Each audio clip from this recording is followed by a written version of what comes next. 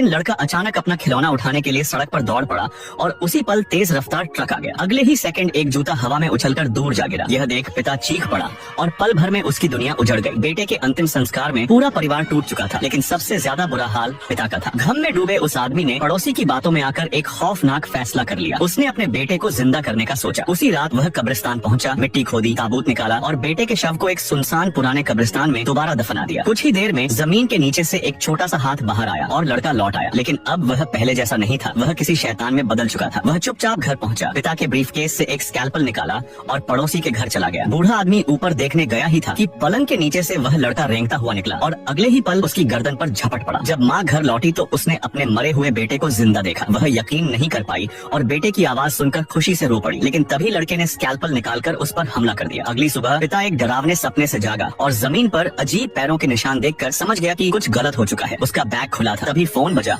और रिसीवर से बेटे की आवाज आई, डैडी मेरे साथ खेलने आओ। निशानों का पीछा करते हुए वह ट्रैंक्विलाइजर लेकर आगे बढ़ा। तभी अचानक छत से उसकी पत्नी की लाश नीचे गिरी और ऊपर से लड़के की हंसी गूंजने लगी। वह पिता पर टूट पड़ा और उसे काट लिया। मजबूर होकर पिता ने ट्रैंक्विलाइजर इस्तेमाल किया और लड़का शांत हो गया। उसी पल उसे एहसास हुआ कि यह उसका बेटा नहीं है। दर्द में टूटे उस आदमी ने घर पर पेट्रोल डालकर आग लगा दी और पत्नी की लाश लेकर चला गया, लेकिन उसका गम खत्म नहीं हुआ। वह फिर कब्रिस्तान पहुंचा और आधी रात ठीक 12 बजे उसकी पत्नी भी लौट आई। यह कहानी सिखाती है कि जिंदगी और मौत ईश्वर के नियम है और मरने वालों की आत्मा को शांति से जाने देना ही सबसे सही रास्ता है।